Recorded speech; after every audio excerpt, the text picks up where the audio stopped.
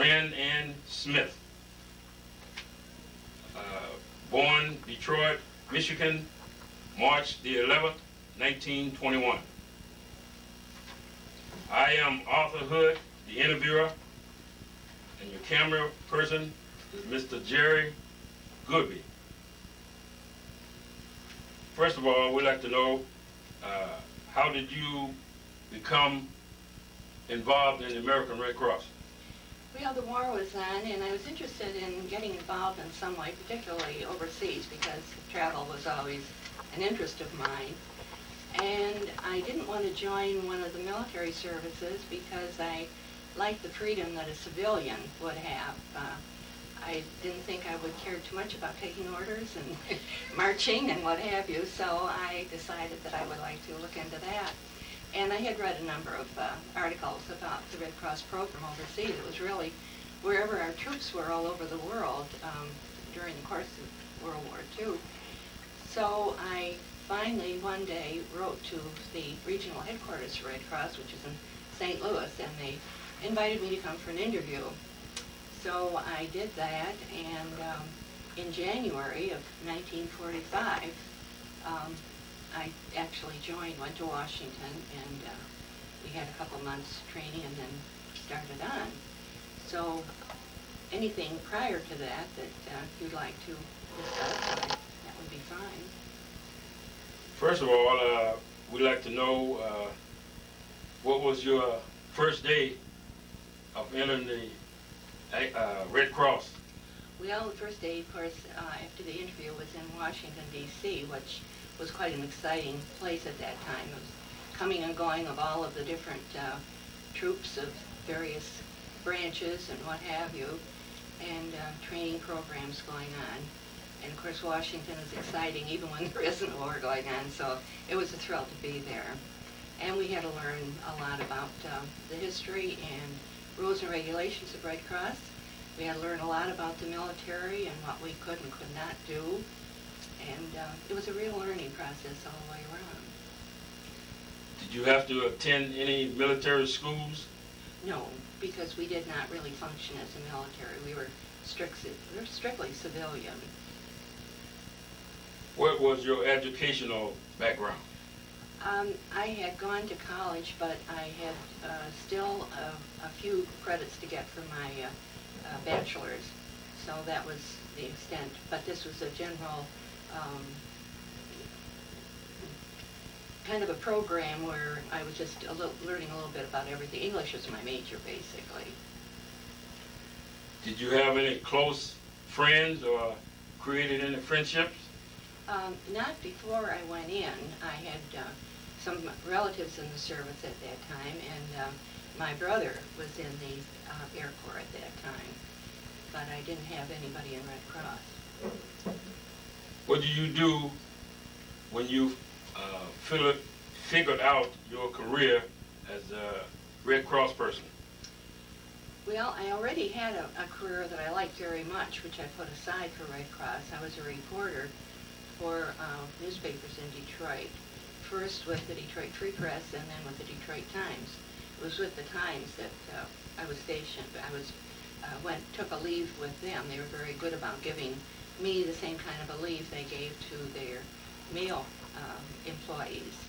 So I was lucky to go off on my expedition and know I had a job waiting for me when I came back. Oh, that's good.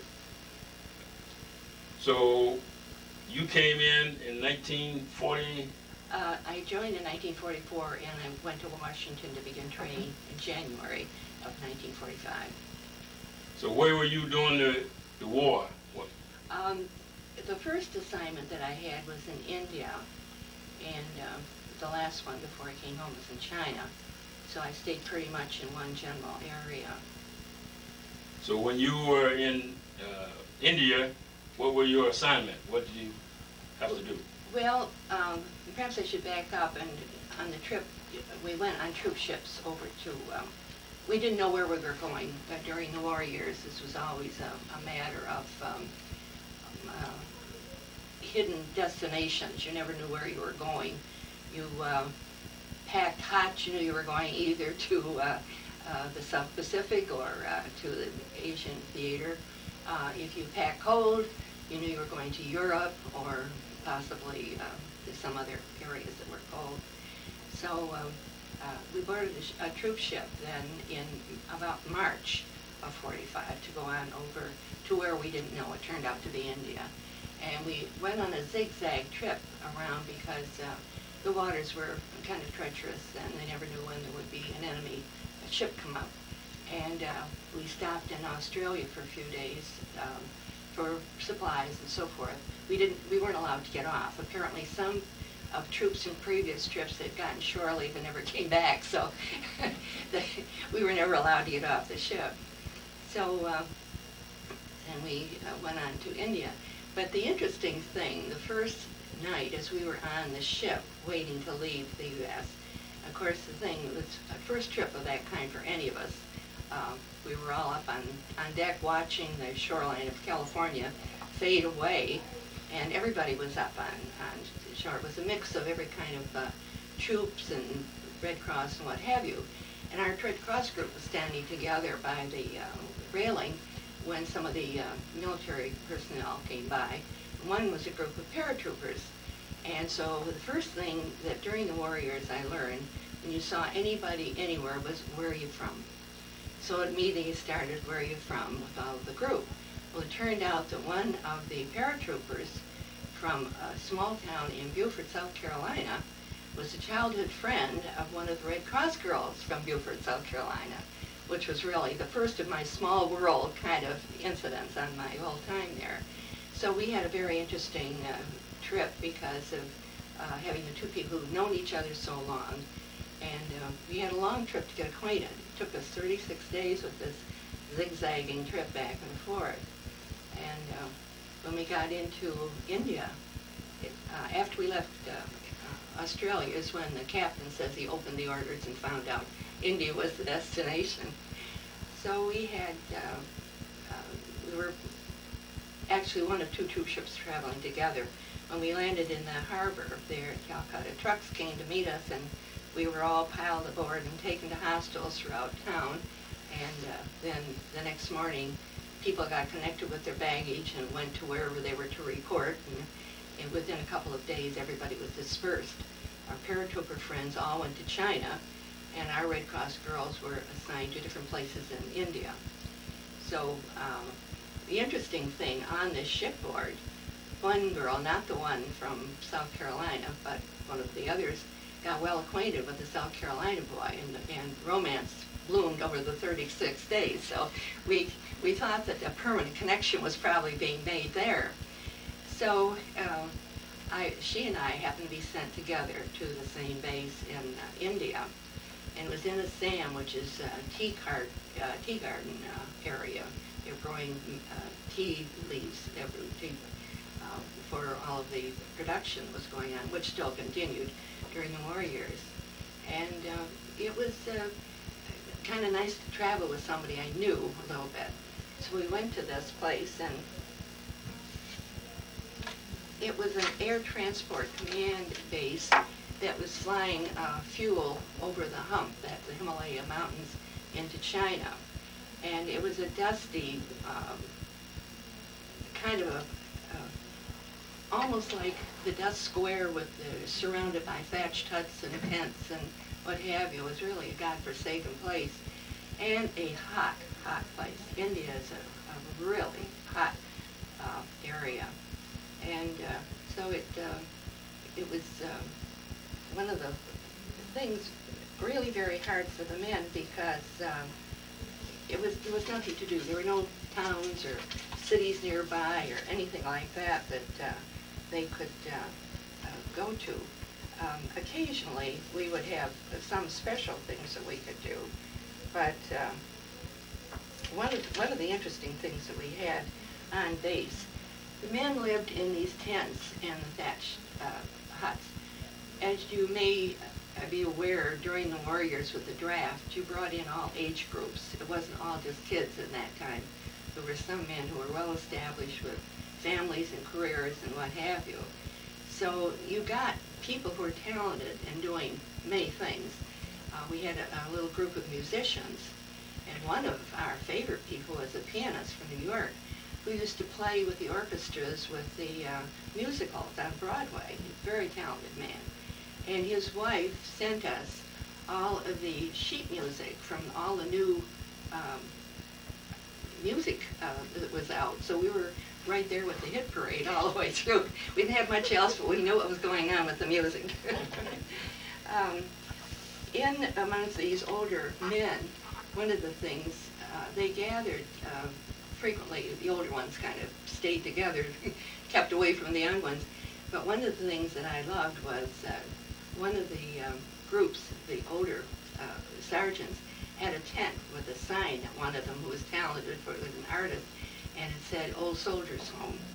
And so they took everything with, you know, a sense of humor, and they're stuck there, and they're going to make the best of it, and they really were great at that time.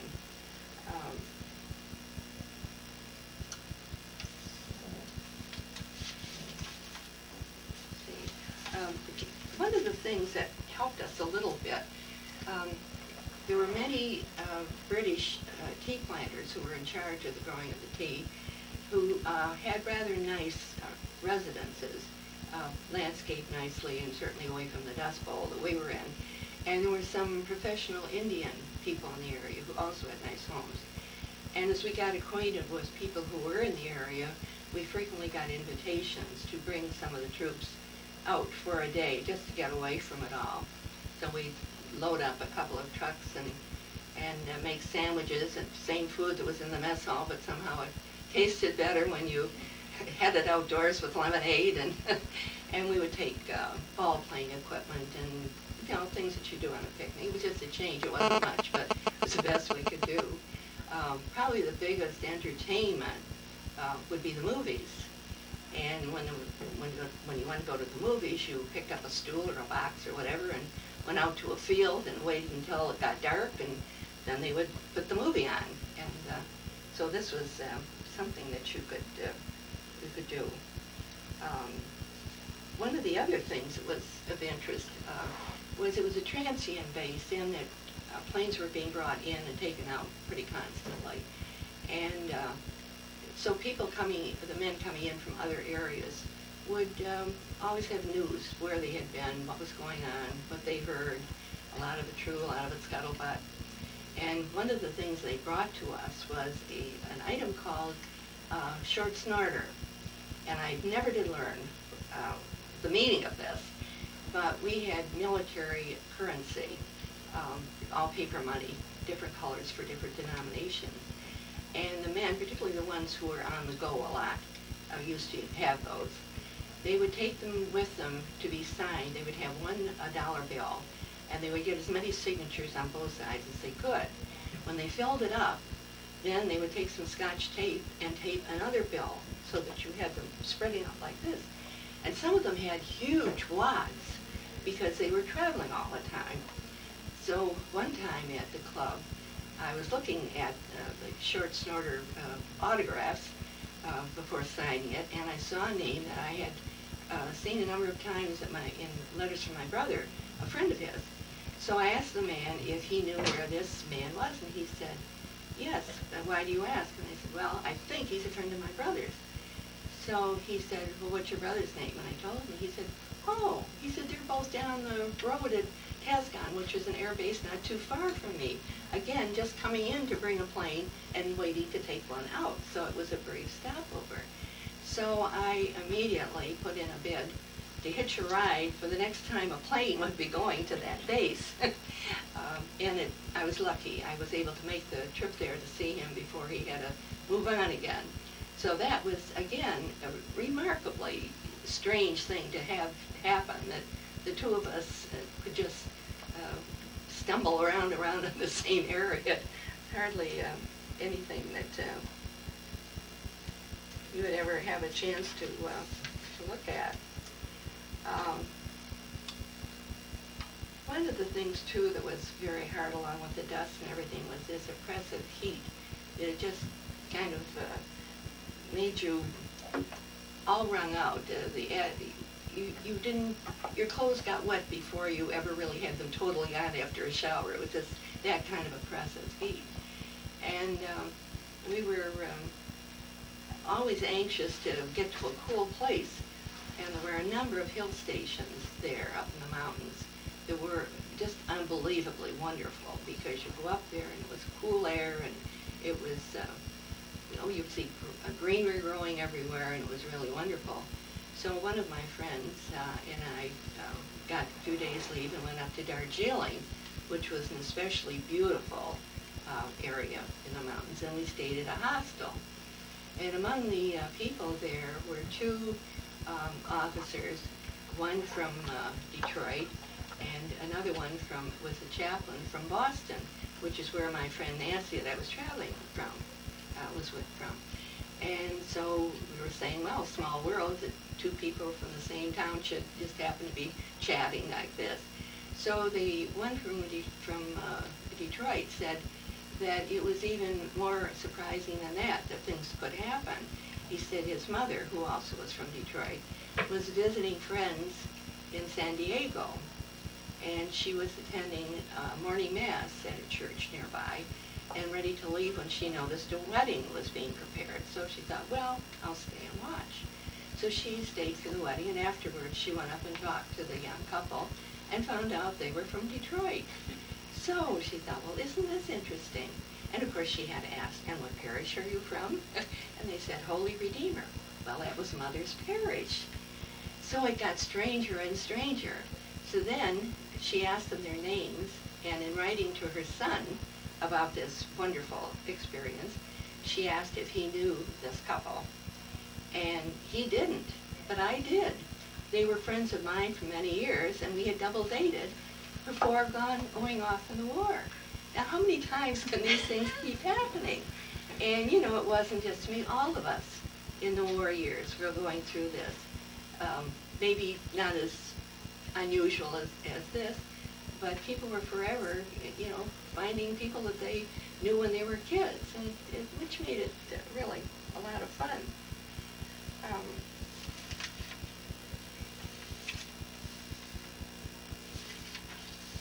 When the war ended, the bases were deactivated, and people were getting ready the troops were being processed to go home.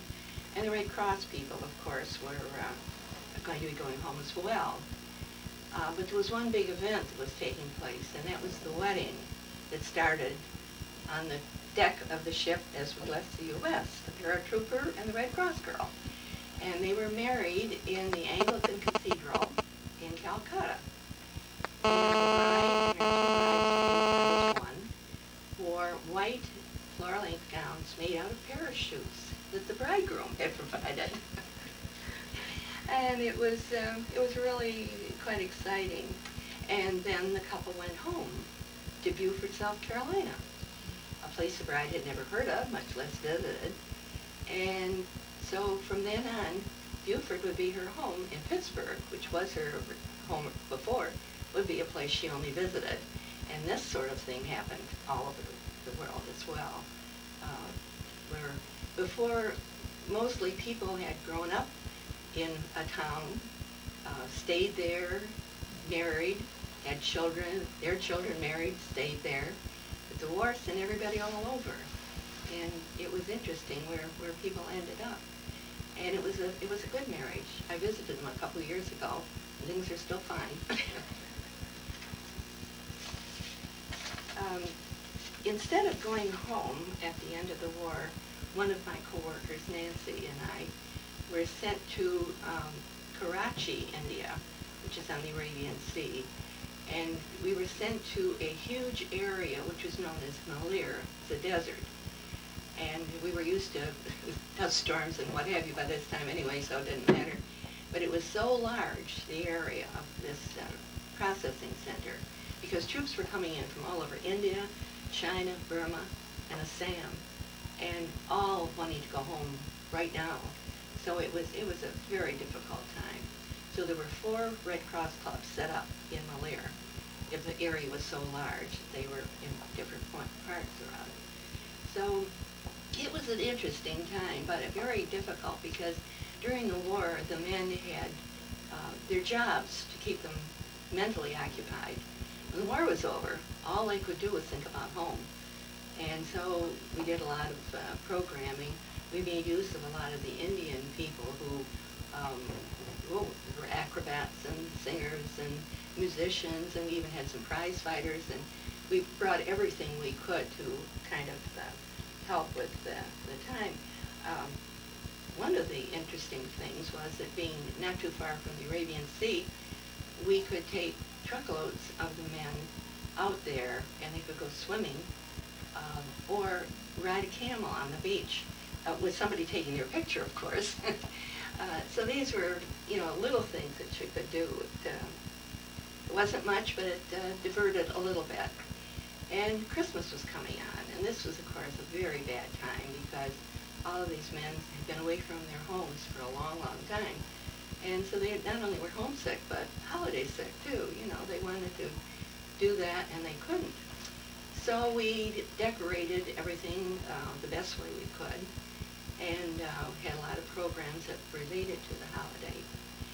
But the pièce de résistance of the whole thing was a huge snowman that had been designed by some of our talented troops who were designers themselves and were able somehow to construct this snowman using some of the utility spools, the big wooden things at various sizes, so they could stack them up like this, and circle them with hessian cloth, and then whitewash.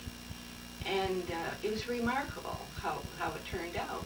And put a stovepipe hat on him, and some red crepe paper, streamers for the scarf, and then put a spotlight on him.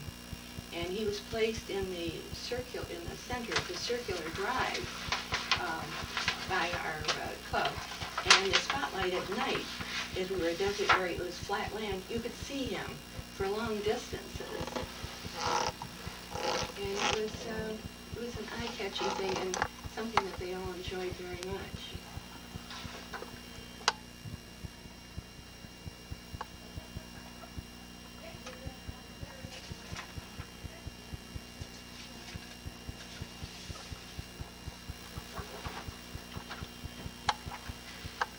So when they were finally being cleared to go home, Red Cross again was going to be cleared to go home. But with great luck, a friend of mine, Nancy, the same one I'd gone to Darjeeling with, and I were asked if we'd like to go to China, which was a great treat. To get to China never occurred to us because we thought the war was over, we're all going home. But there were some problems in North China, which the Marines were there. And the reason was that China had been through a great problem for many, many years. They'd had the Japanese invasion, which had caused much hardship there. And then there was this ongoing fight that had gone on for some years where the Communist Party, Zhou Enlai, and the Nationalist Party under Chiang Kaishek were competing for being the top dog over there. Somehow our military managed during the war to make use of both of these armies, because they were armies, and yet keep them from, killing themselves, as it were. But they were very concerned about the situation because obviously it was still bad. It had certainly not improved with the war. So this Marine contingent was sent to be in the northern part, Tientsin, which is the second largest city in China after Shanghai, which had been a great trade center as the European workers came over the previous century. And the worry was that the Russian communists would come down through Manchuria into northern China and join forces with the communists. And then there would really have been another war possibly coming to the fore. So we were sent there. We had 2 clubs, and we had quite a recreation program. There were a lot of troops there. It was a difficult place because you could wander around the city, and that was all right. But we were not that far from Beijing, which of course is a beautiful city with all of the wonderful historical parts to it and all of the scenery to see. You couldn't go to Beijing unless if you went by a jeep, you had to go in a convoy with armed guards, or you could go on the train, but only if there were guards aboard. Apparently, the only worry was the countryside. They felt that our troops would be more vulnerable if they were out away from their own people, so that was the reason for that.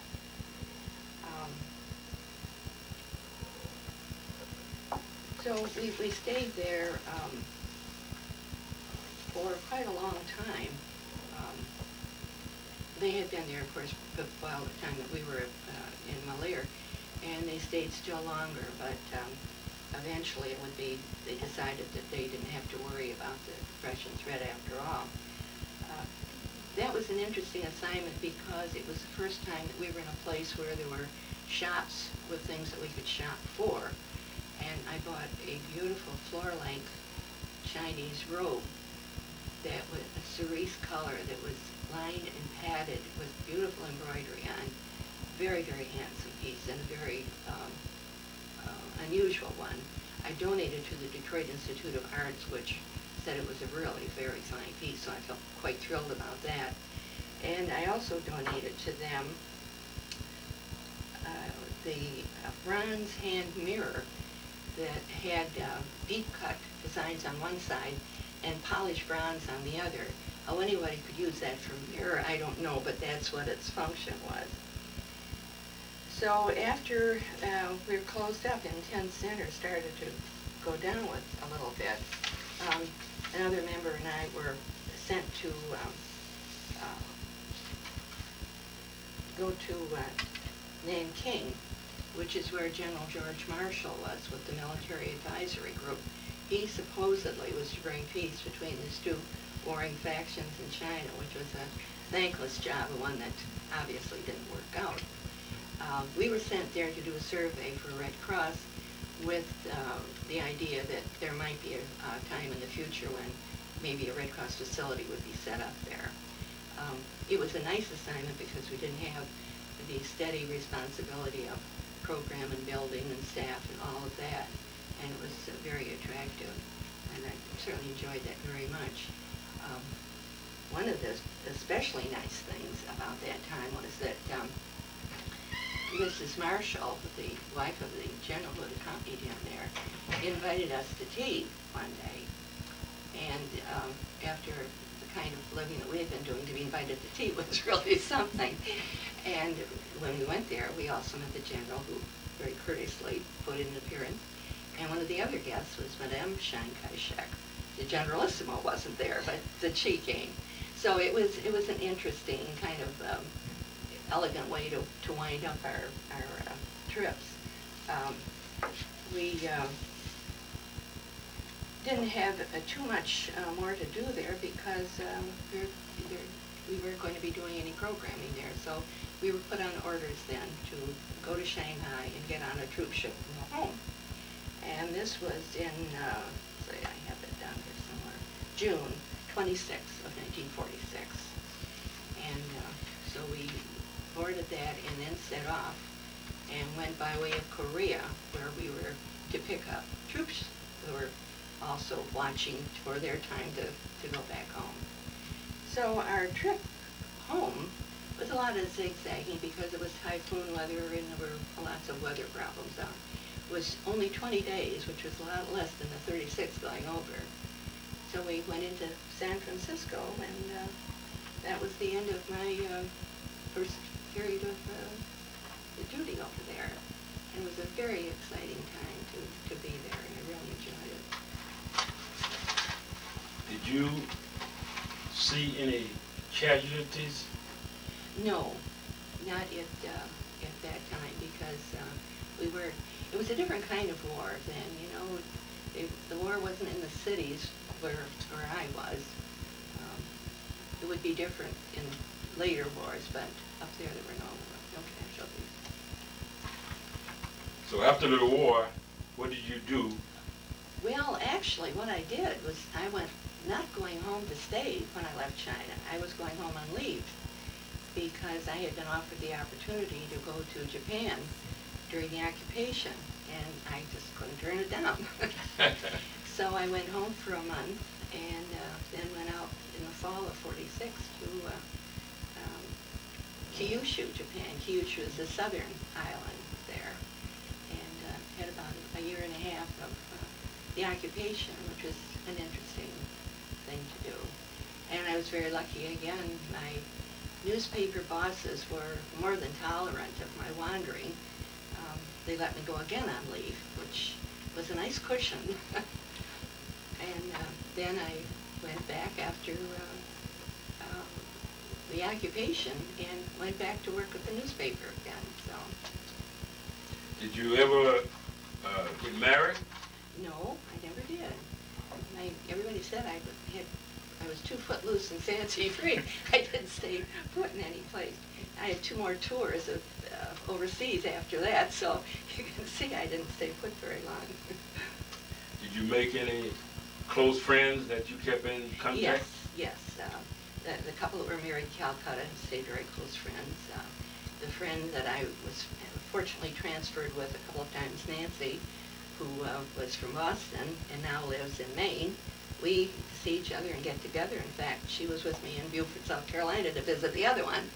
So, and distances are not too bad, but it's somewhat of a project to get around. So we're on the phone a lot, and we write. So I feel closer in many ways to the friends that I met during those war years, even though we're not nearby, than I am to the ones that I knew when I was younger. It's kind of a concentrated friendship you have. And it's interesting because in the military, you're always lined up alphabetical for everything. And so as a result of that, your best friends are alphabetically close to you. Like I was Ryan and Ward and Waterhouse, and still am. In the Red Cross, do they have an organization that you are a member of for life or a period of time? When you come home, you can be a member of their group. I never joined up, I guess because when I came back the first time, it was only on leave, and then I went out again. And then when I came back, and I wasn't here very long before I went out, I went to Korea when the war was there. And then when I was finished there, I came home and got out. And then another program started with Red Cross in Morocco and France, of different kind, and I was asked to go again. So I kept coming and going, and I never really hooked up with any of the organizations. So now, is there any reunions that you all have? There are reunions. I haven't really gone to any in recent years. I had for a while, but I haven't lately. But I do keep kind of posted on the latest news of who's where and all of that sort of thing. Well, I think that you have enlightened us in your endeavors, and we really enjoyed you.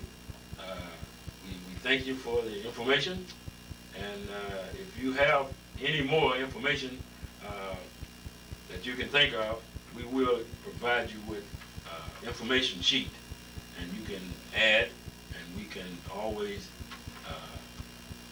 send that also to Washington, D.C. I think we pretty well covered it. It was a very exciting thing for me. I feel very fortunate to have been able to do it, and fortunate in that every time I thought I was packing up to go home, there was another assignment I could go to. So I felt that my opportunities were very good.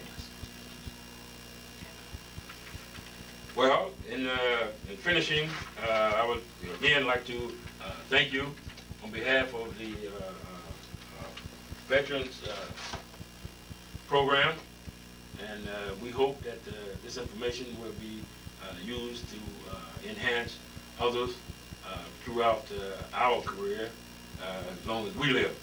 So we thank you. Well, and I thank you for taking the time and effort to listen to this long story.